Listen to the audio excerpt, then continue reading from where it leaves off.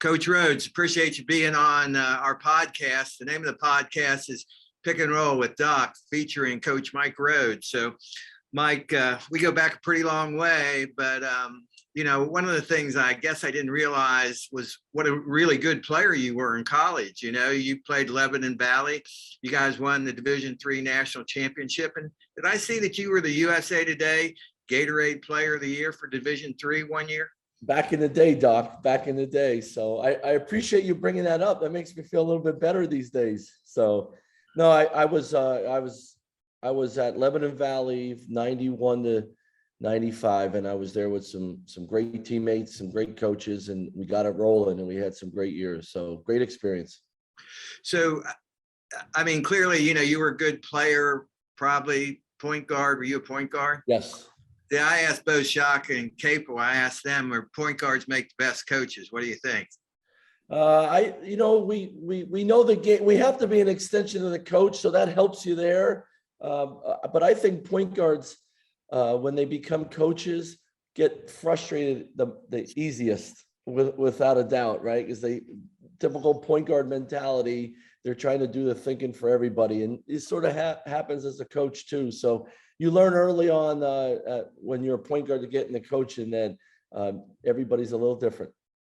So when did you really decide you were going to be a coach? Is that always something you wanted to do, or as you started to play, you just kind of saw this is really, my passion? My two uncles were high school coaches. My uncle Dave Holland coached for over 25 years in high school. He played at Holy Cross. My high school coach was my uncle Mick Holland, who coached 37 years, won over 700 games. And my goal in life was not to be in the NBA, was to be my Uncle Mick's point guard at Monterey Area High School. And I was the ball boy from 2nd grade to 8th grade. And then I became a starting point guard in high school. And so I always thought I'd be a high school teacher and a coach like those two guys. But then when I got to college and I said, like, you could do this as a career and not go in the classroom, I was like, this is crazy. And I knew I wanted to be in the gym. I didn't know what level and all that as I was going through. But then I tried to play professionally, and slow little point guards like me didn't last very long in the pro ranks. And when I came back from Europe, I taught as a long-term sub in my hometown for 8 weeks, 5th grade social studies. And after 8 weeks, I said to my mom, who taught 30 some years of high school English, said, there's no way I'm doing that for the next 35 years. And I just want to be in the gym all the time. And that's how I got into college coaching. So I know you came to Randolph Macon as what, a 23-year-old working for Coach Hal Nunley. I guess yes. Hal Nunley clearly is one of the great coaches, long-term coaches, everybody respected. So at 23, you decided that was your how many opportunities did you have at that point? Not many. And the reason the Randolph Macon opportunity came about was my senior year at Lebanon Valley. We played in Coach Nunley, Randolph Macon's Christmas tournament. And we came down here and won the tournament. And after the tournament, I walked up to Coach Nunley and just said, Coach, it was great to meet you. It was great competing against you. And I just wanted to say hello to you. That was it. Then fast forward, a year later, really, I get a phone call from Dennis Census, his former assistant, and said, Mike, Coach Nunley is looking for a full-time assistant. He's looking for a young guy. I heard you want to get into coaching. Would you be interested? And I came down and interviewed with Coach Nunley all day long. A week later, he called me and offered me the job. And I drove down to Ashland, Virginia in May of 1996 in a Ford Tempo with no air conditioning, with 200,000 miles, with a TV in the back seat and all my clothes in the trunk, and said, hey, I'm going to start my college career at Randolph Macon and see what happens. And it was, next to meeting Jody, it was the greatest decision I ever made in my life, because it created this awesome journey I've been on. So now I know you started 23, and then I guess you took over pretty quick. How old were you when you became the head coach at Randy? I was 25 when they gave me the job. Coach Nunley retired because of his health. I was 25, coached my first game at 26 that November. So, and you were there 10 years, right? Yes. 13 total, 10 years as the head coach. And the best thing about, Doc, the 3 years I worked for Coach Nunley was I did everything. in Division III, you don't have the support staff like you do in the Division I level. So I did everything. And when I say everything, I was in charge of the budget. I was in charge of recruiting. I did the scouting.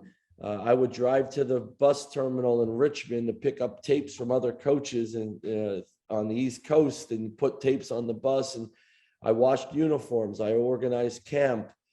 So it was, as much as it was being an assistant coach, it was the greatest experience. I always said it was like being an apprentice.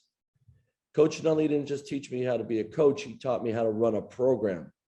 So unfortunately, because of his health, I get the job in May of '99 at 25, but he prepped me to become a head coach. I just didn't know it would be.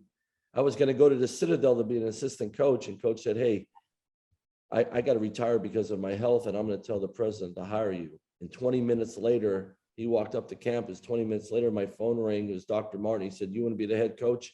Let me know by noon tomorrow. And I became a college coach, head coach. When that opportunity came, what were your first feelings when, the president called you and said, Mike, here's your job, man, if you want it?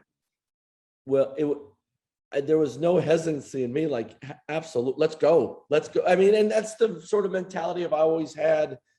If you're going to bet on somebody, Doc, bet on yourself. Bet on yourself. And I was like, let's do it. And so he said, let me know by noon tomorrow. So the first thing I did was call my dad. That's the guy I leaned on, my whole life until I was 38. And I said, Dad, Coach Nunley's going to retire because of his health, and they just offered me the job. What should I do? And he said, what do you mean, what should you do? And I said, that's what I thought. And that was it. And then I called Jody, because Jody was working in Pennsylvania. I said, I just got offered the head coaching job at Randolph Macon. And she went, oh my God. I said, so let's do this. And we, from day one, just she and I, our approach to all of this was, it's a big adventure. It's a big adventure with the two of us initially. And then when we had kids, it's a big adventure. Let's ride it out. So I guess, from that first team that you had, what do you think has been the biggest change in your coaching philosophy, the way you approach players, would you say, from that was 1999 till, I guess this coming year at VCU? Yeah, the biggest thing to me, and I don't care what people say, oh, kids don't change, or it's parents that change this and that. Everything changes. Everything that I've done my first year at Randolph Macon till this past year at VCU, and everything in between, everything changes. The basketball changes, the recruiting changes, administrative approach changes, scheduling changes, you name it. Everything evolves and everything changes. So you got to be ready to change. And so I think the biggest change that from the way I drove the players and coached the players was the way I was coached and driven. That changed. Not saying I've lessened up on that, but I've taken different approaches to reach young people, and that's evolved the most. And I think I figured that early on in my career, that every kid is different, how you're going to reach them and teach them and coach them. And it's okay to be different with everybody, but you got to be ready to change. And I've always said to people, change is good. There's some core values of you and how you go about things and coaching that you believe in, but they still change. And your approach and the level of intensity with those values, it changes. But I think the biggest change I've made is how I try to reach kids. That has changed over the years. That's really interesting. And of course, I think that is so wise, just from the standpoint of all the, external forces that are out there that these young people deal with today, to think that you're going to coach them or engage with them the way you did, 25 years ago, just doesn't make any sense. You have to figure that out, and I guess, yeah. I think that's really neat. We had that conversation a little bit, last time we were together a couple of weeks ago. I mean, just young people finding this acceptance in the world, one place they find that on is social media. And for us as older people older coaches that we didn't deal with that growing up or early in my coaching career, but that's reality now. And for me to be naive about it and talk it down or not address it, I'm not going into their place. And I think it's really important that I got to go to their place to understand how they feel and what presses their buttons, and how different ways to reach them. And I talk about, if their whole existence is to be accepted, find ways to be accepted through social media, it's pretty hollow, but it's the reality. So I try to explain to these guys and go to their level and go to their place to say, hey, I understand that's how it is, but let's look at it this way too. And there's a balance to everything, right? Everything we do in life, it's moderation, there's balance. And I try to work with these guys. But if I would have said to my dad back in 1991 that I'm sensitive to being accepted through social media, he would have went ballistic on me, because he was old school. He was old school football coach, and he would have went nuts. But the reality of it is that's the fact now. Kids find acceptance in different avenues than I did. So I gotta be open to learning about that and understanding that. And I think as a coach, you always got to keep changing and evolving because of different things like that.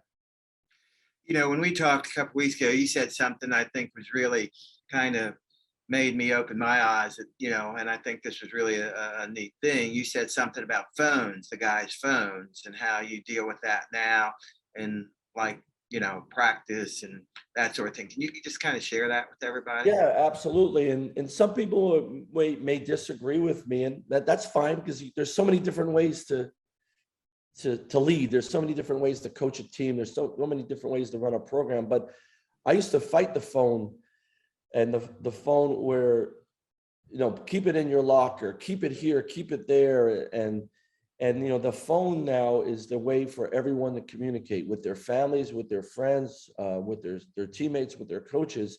So you can't play with your phone in your pocket, but it's part of who our guys are. It's a part of what we all do. So there's a level of acceptance that I have with it. I'm going to communicate as much as I can with our guys and build a relationship. And I'm going to use text messages and post and on social media to connect with our guys. I'm not afraid to do that now. And I say it, and it's a way to do it. But I also know that, when guys are done practice, well, and I hear this from other coaches too, they'll leave the gym to go right to the locker room to check their phones, because that's the place where they're going to feel a level of acceptance. Who hit me up? Who connected with me? And they want that. It's at their fingertips, so they need it. And that's how it is. And anybody that says, oh, that's not how it is, they're wrong, because there's all these studies with it. It releases a level of hormone when in your brain, when you see that, of feeling satisfied that you got a connection with somebody. So we allow our guys to put their phones up in the corner of our gym. They have a little foot locker, and they charge their phone in there. Doc, when the practice is over and guys do their extra shooting and all that, they may all go over and check their phones in the gym. But what they don't do is leave the gym and never come back. They stay in the gym, and they'll stay in the gym for the next hour, hour and a half, 2 hours. And it's just a different approach that I've taken. And what I loved about it is they'll check their phones. They may even, hit some people back on their phone, or relay a message to a teammate that they got on their phone, put their phone back, recharge it, and they're back out in the court shooting or hanging out with their teammates, or on the side of the court with the coaches. But they don't leave the gym right away to go check their phone. And it's just something that instead of fighting it, we've accepted it. Now we have some rules with it. There's some norms to it. The older guys say, make sure your phone's off, keep it there. It's not in the way. It's not a distraction, but it's allowed our guys to be comfortable with their phone and feeling connected, but also sticking around and being in the gym and being around their teammates. It's just what we do. And it's worked for us the last 2 years.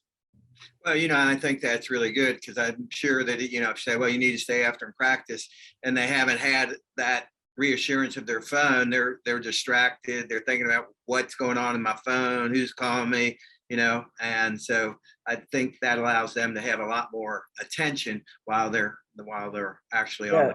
They're present. Yeah. That's I always tell our guys and our staff, be where your feet are. Whatever we're doing, just be where your feet are, be all in. And because of that, I think our guys are more present in the gym, even after practice. The way they're communicating and spending time with each other and the coaches and sticking around, that I think it's built some great morale in our program because they're present and they're not looking to do the next thing, which is I got to go see in the locker room. Because a lot of guys in my first couple of years here, they went to the locker room to check their phone right after practice because they thought they needed to. And then instead of coming back to the gym, they were out the door. They went back to their room. Now they're in the gym all the time. And, that we got to make sure it's not in the way of what we're trying to do, but it's been accepted. It's been accepted with an understanding that you have to have a level of respect for what we're all doing. And I think the guys have done that. Well, a little bit different, question I have for you. BCU, your teams always play with great intensity, defend really hard. I'm sure you guys probably always in the top 10 in the country and you force turnovers, just play with that great, that great energy. And so how do you identify those guys in college? What is the balance? You've got to have good players. There's Right. no question about that. So sometimes you have to figure out, will this good player buy into what we're trying to do, particularly on the defensive end, but also on the offensive end, the way you guys share the ball and do things that you do. How do you do that? How do you identify those folks? Well, you're always looking for a level of talent, right? And your needs, without a doubt. But just, talking to the recruits and explaining this is what we do. So we're going to play really hard, especially on defense. We're going to play really hard and compete. And if you want to play at VCU and get on a court, no matter how talented you are, you got to play really hard on defense. Now, we like to find guys that already do that, take pride in guarding the basketball or take pride in going to get a rebound, or, they don't want a guy to score on them. That's as I like to say, they have a defensive edge already. They want to take the ball from the other guy. They get mad and embarrassed if somebody scores on them. You could see that in their high school games and their AAU games. When we see guys like that with talent, they get that extra star next to their name, and we're talking about them right away, and we want to recruit those guys. But I think when guys get here right away, they realize, hey, they're not just talking that, they're acting that way. Everything we do is about how hard can you go while you're on the court to help your team win. And if you play really hard, now I really believe that could turn into a talent for you, that you play so hard and so competitive and so aggressive with great discipline. So it's just what we do. But we let the guys know right away, Doc, that, hey, everywhere I've been my whole life, shell defense was our number one drill. When I was in high school, when I went to college, when I worked for Coach Nunley, when I came here with Coach Smart, we did everything out of shell defense. We taught out of shell defense. We competed out of shell defense. We did scouting report out of shell defense. So if you don't do shell defense really hard, you can't play. Well, that's sort of the foundation of everything we do on the defensive end, is out of just a simple shell defense. But how many years have people been doing the shell defense, right, Doc? That is our foundation of what we do in this program. Is in this drill, you were going to find out how hard you can go and how hard you can compete. And then we're going to build from that. And that's sort of, it's sort of what we put our name on, and then build from there. And I think guys just buy into it because they see their teammates pretty much let them know, like, if you don't build from shell defense, your coach isn't going to play you, because we got to guard people. So, clearly, that's kind of, the identity of VCU basketball, I think, is, that aggressive, get after it, that edge defensively. And when we had our conversation with Shaka, he gave you a lot of credit for, havoc, how you really were kind of the main guy that really kind of instituted that way of playing. And so how did you, I mean, as we all know, there's all different ways to defend. There's all different styles that can be successful. How did you really identify that as that's the way we're going to play?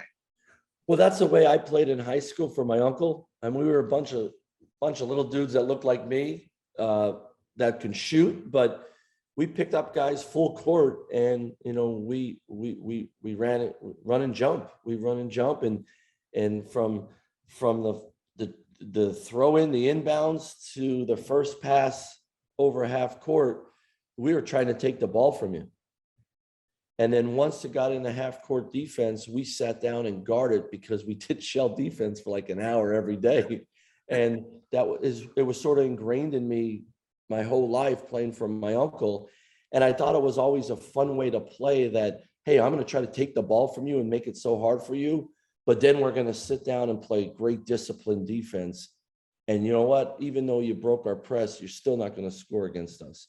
And as much as it's havoc and flying around and gambling at times, and taking chances of taking the ball from you, there was great discipline in all of it, and great pride in saying, yeah, you know what, it was really hard getting the ball up the court, but you're not going to score on us.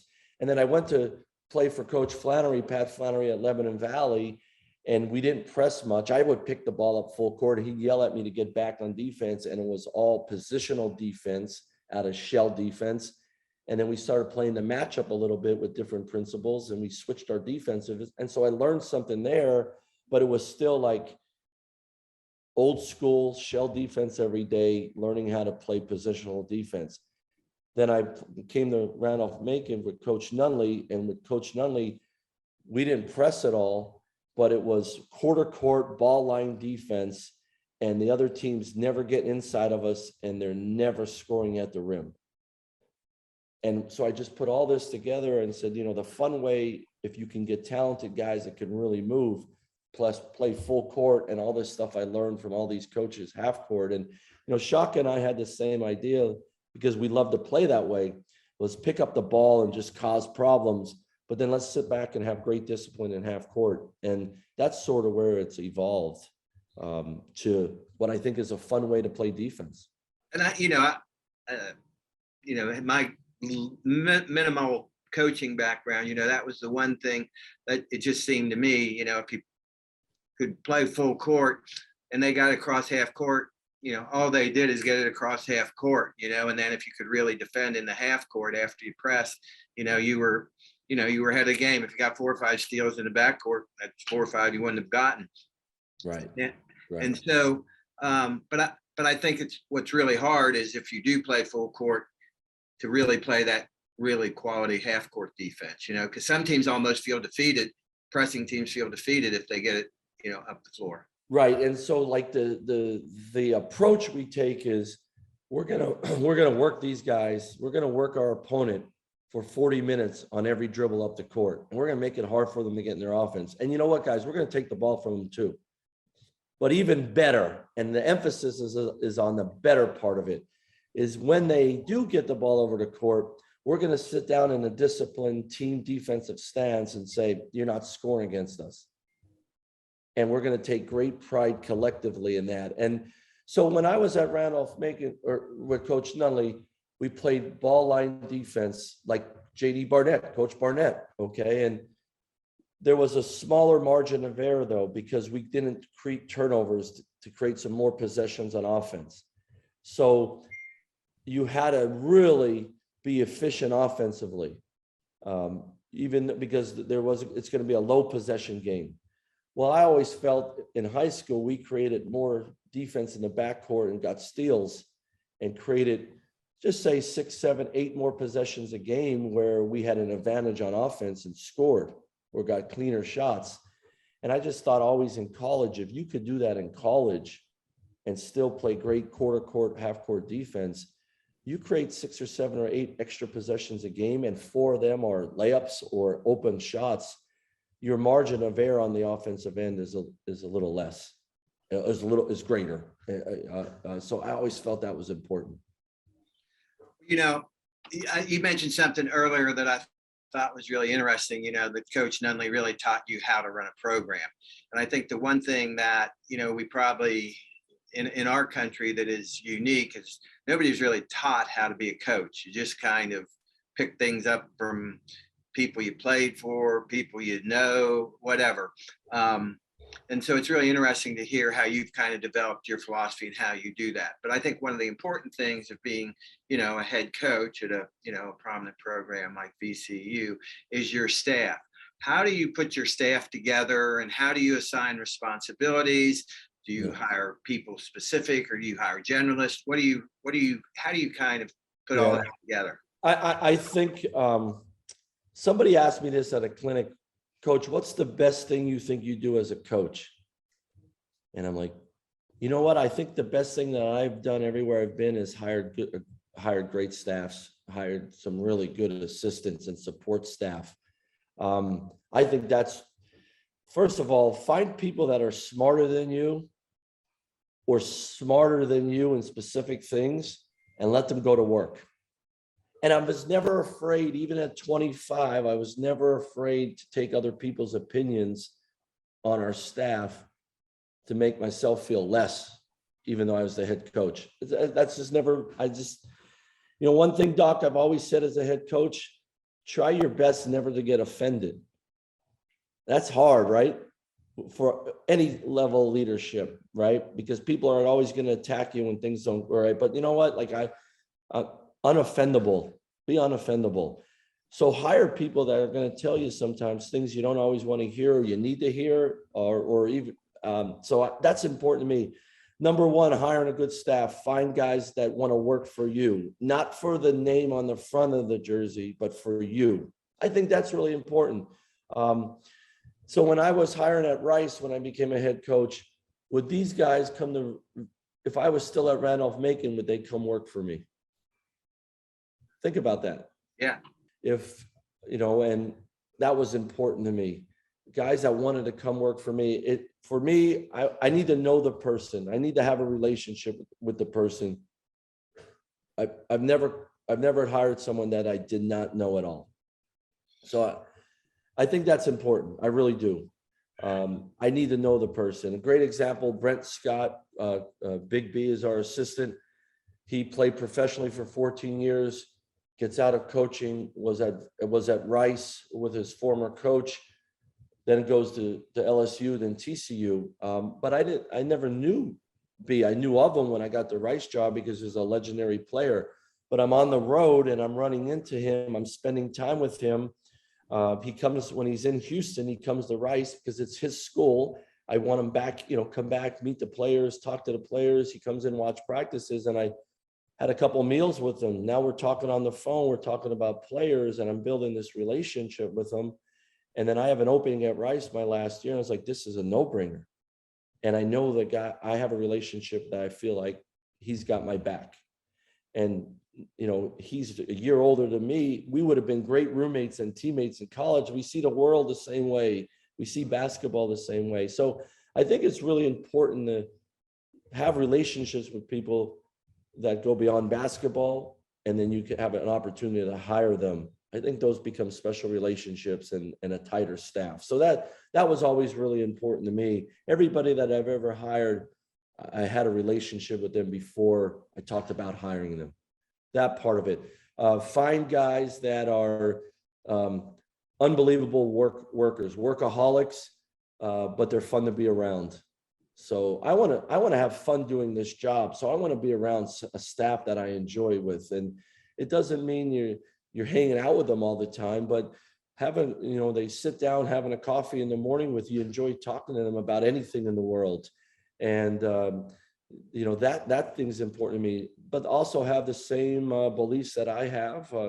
I think you could be great at being a great husband and a great father and being a great coach at the same time. I think you can balance all that. Some coaches say something suffers, like I don't talk like that at all. Like I tell our staff, you better never miss your kid's recital or game or swim meet.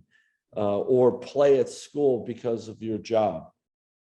Figure it out. But I'm going to fire you guys if you miss something that your kid thinks is special. That's just how I am. I've always been like that way. And I think you could be great at both. And if an assistant coach I'm talking to and talks about that suffering, then we're doing this wrong. Because I want to show our guys that you can be a great husband, a great father, a great assistant coach, and still be really good at home too. I think that's important to show our players that. So I want to, when I'm talking to guys, I want to make sure they know how to balance all this. And if you love what you do and you want to win really bad, you figure your job out.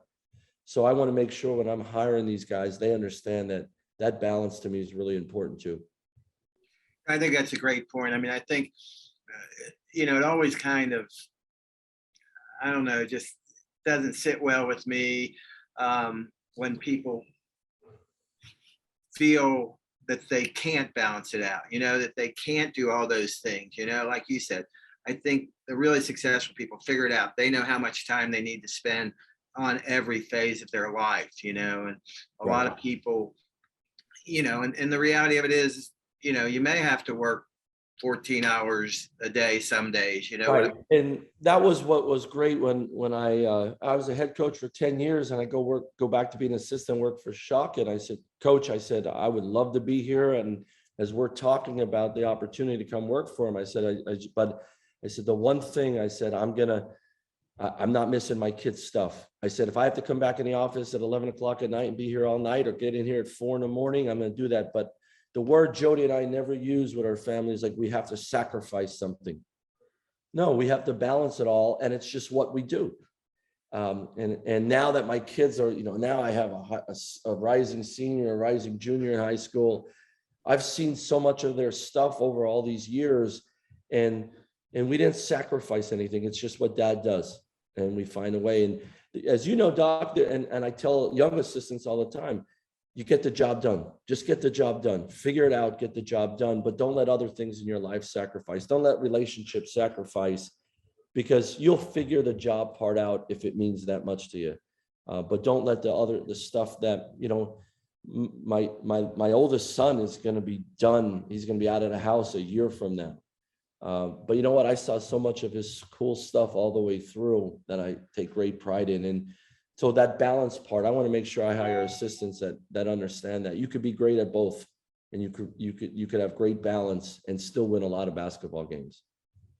Well, no question. And, I think one of the things that's really impressive is, how you have this attitude of, always trying to do things better, never accepting status quo, and status quo just, in our graduate program at VCU, I always used to say status quo sucks, and I think if you're at a place, that if you're not at the upper levels of, college athletics, you always got to figure out a way to try to be better.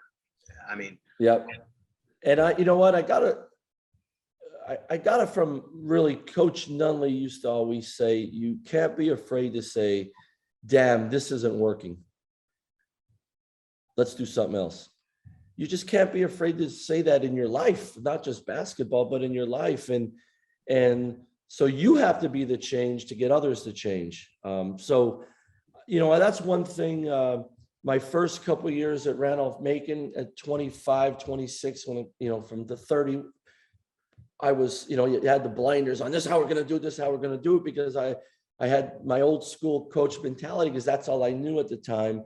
And then as kids change, as things change, I was like, man, I got to figure this out. I got to start changing. I changed my approach with the guys, changed my approach, the way we went about some things. And so I just said, what's wrong with not being afraid to change in all aspects of your life for the better, right? For the better. And, sometimes I think my assistants say, Coach, we shouldn't change that. It's working. But hey, well, what happened if we change it a little bit?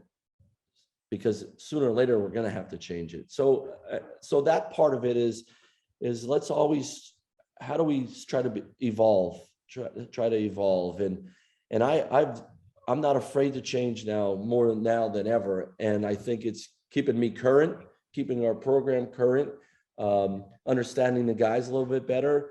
And then also respecting the coaches out there or leaders in different areas in the world of seeing how they change, and hey, how can we steal that and incorporate some of that in our program?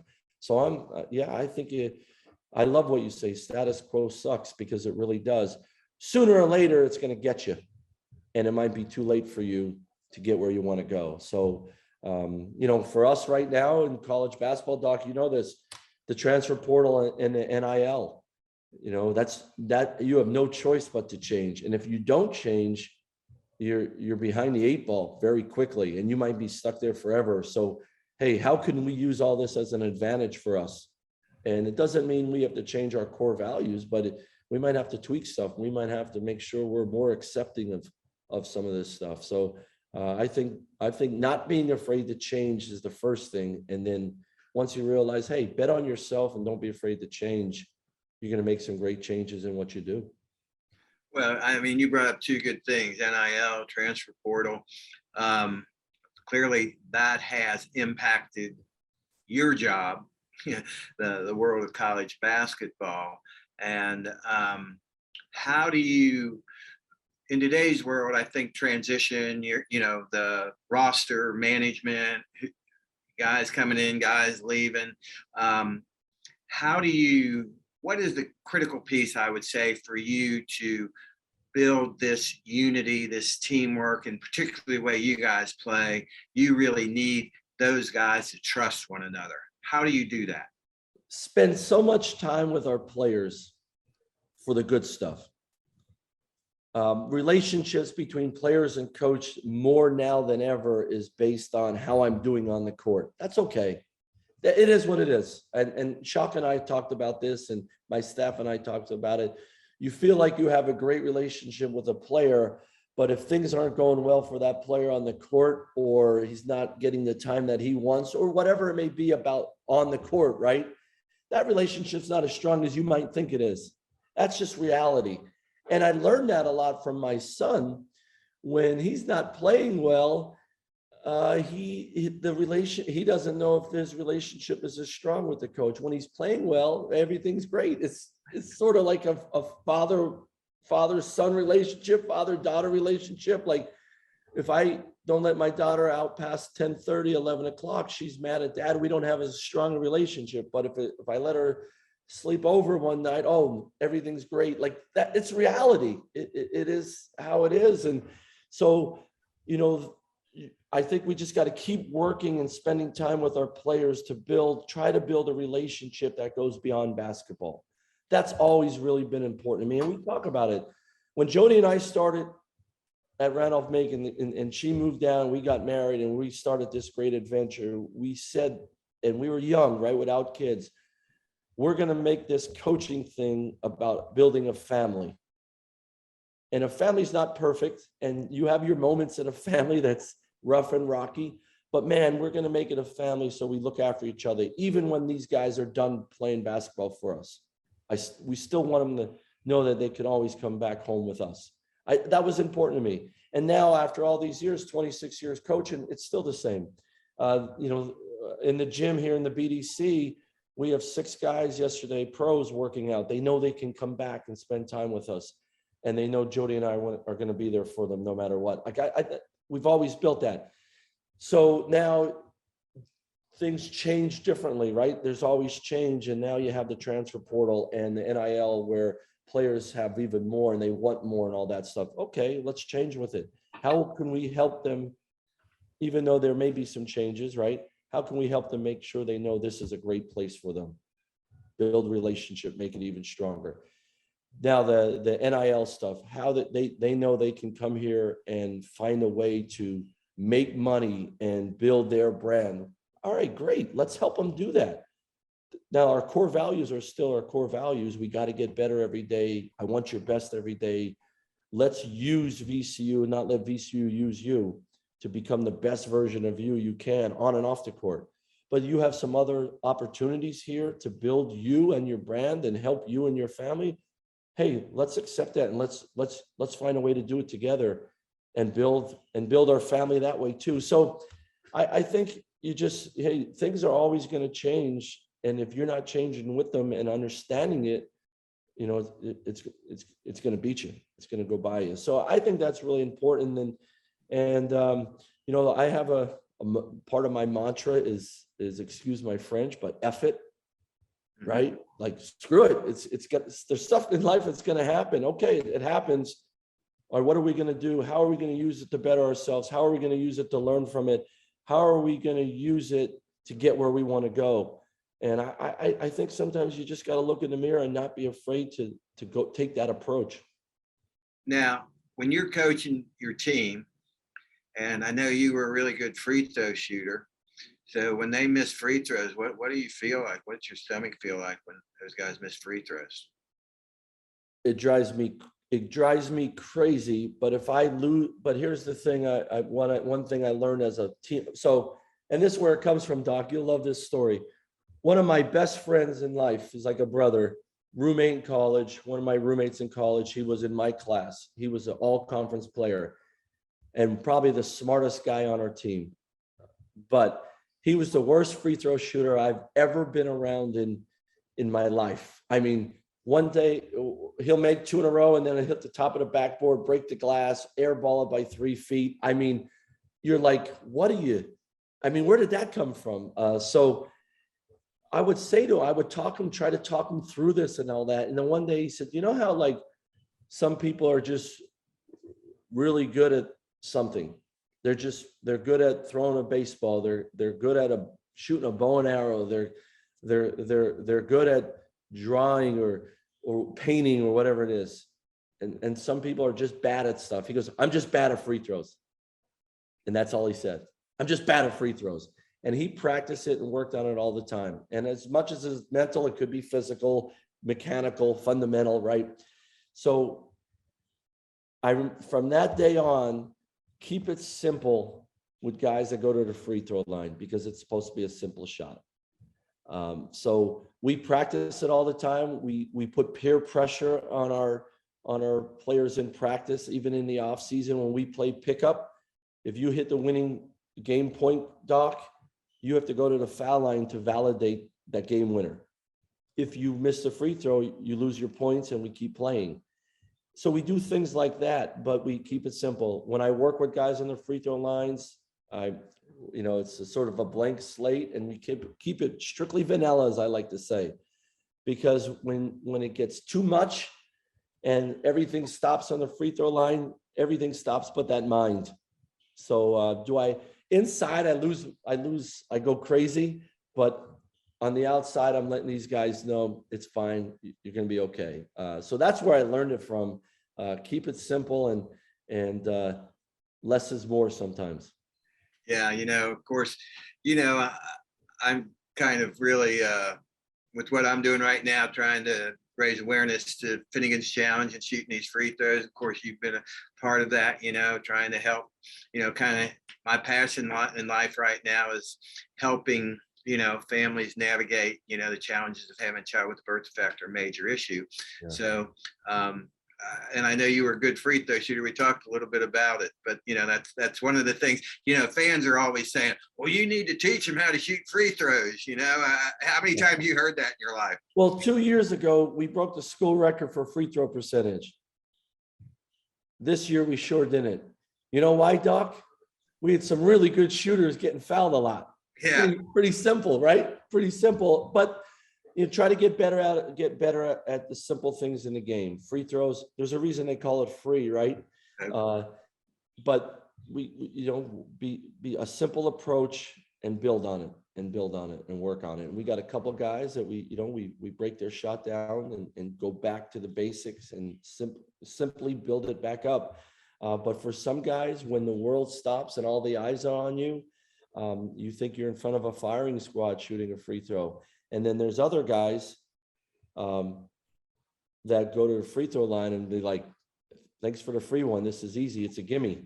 But everything in between that is what you end up experiencing coaching so many different players.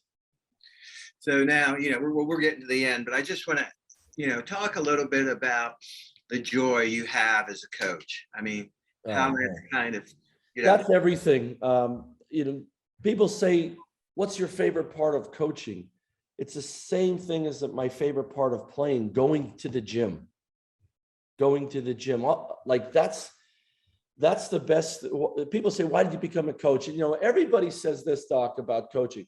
I love working with young people. They're liars. They're liars. No, now that becomes an unbelievable part of coaching, is the impact you have on young people and how you can help them get to special places in their life. You know why we all want to coach? Because we love basketball. And I'll be 50 in September, but I don't know if it was second or third grade. My favorite thing of the day was going to the gym. It still is. I love going to the gym every day, no matter if it's for a game, a practice, shooting with my kids, whatever. I love walking in the gym and being in the gym. That's it. When I'm done coaching basketball and retiring, I know what I'm going to do. I'm going to go in the gyms and watch games, or spend time with people that want to get better, because that's what we love, the game, and we love going in the gym. That's my favorite part. That brings the greatest joy in being a coach for me. It's the best. So even when we're having bad days, our worst days as a coach is better than everybody else's day. And my brother, who's a civil engineer, and he was valedictorian, played 3 sports, went to Lehigh, civil engineer. He runs a company. He's very good at what he does, and he loves what he does. And he always says to me, "You're the only person that I know that loves their job so much that you do it for free." And I don't want to tell everyone that, right? But man, it's what we do. I love walking in the gym every day and saying, man, I'm around the game. This is what I do for my life. And then the neat things about it, competing at the highest level, talking strategy every day, the impact you have on young people and older people, and the joy you could bring to people because of a little orange ball. Think about that. And so that's every day, man, every day. And even in the pandemic, right? And how crazy the pandemic was, and it took things away from us. You could still find when I walked in the gym with all these guidelines and all these rules, once we got on the court, it was still that orange ball pulling us all together, bringing us all this joy. And we can never forget that, because that's why we're here. It's interesting you said that, because, when I coached, that was the thing, you eventually grow into, I think, helping young people. You figure it out, you know what I mean? And that's really rewarding. But the love of going in that gym every day and doing all the things that you said is really the thing that's kind of makes you feel really good about things. Yeah. And I always say that the reason you want to be good at all the other parts of your job, because you have to do that stuff, right? But I want to be good at all these other parts of my job, so it even brings more joy to when we get in the gym and on the court. And that's where you learn to try to do things the right way and keep changing and all that stuff, because it can continue to bring great joy to you when you do get in the gym and you're on the court. So there's nothing better than that. And when it pulls me away from it, it drives me crazy. But man, I can't wait the next day to be in the gym, no matter where it's at. Well, we're running out of time, Coach, but, I want to say thanks for this, but also, all you do for, college basketball and, of course, VCU, really proud of what you've accomplished, and, going to continue to, really root for the Rams. And I love to watch you guys play, because, you're always going to play hard. You're always going to give it everything you got. And guys are going to play together. So I appreciate everything you've done for me. I was in that first class at the VCU Sports Center, and in the leadership classes, and I still use a lot of stuff I learned from there. And it was funny. Coach Nully said, get in this program to get your master's, and a few months later I become the head coach. And my first 2.5 years of trying to become a college head coach and having a master's program, and you and so many down there helped me get through my first few years, because you'd always say, Rhoadesy, what's going on today? And Doc, let me tell you about this. And it became part of the discussion in class, and it was great. It was great. And I really appreciate everything you've done for not just me and VCU, but so many other places and so many other people, and the impact you have on college basketball and college athletics and young people. It's pretty special, man. Don't stop, Doc. Don't stop. Well, it's something I enjoy, and just having a chance to, engage with you and, so many of there's so many good people in college basketball, that's what I hope people understand. The media a lot of times play up the issues that are out there, but there's so many good people that are doing so many good things changing Absolutely. lives, and you're clearly one of them. So Thanks, Doc. I keep doing appreciate it. keep doing it. Thank you.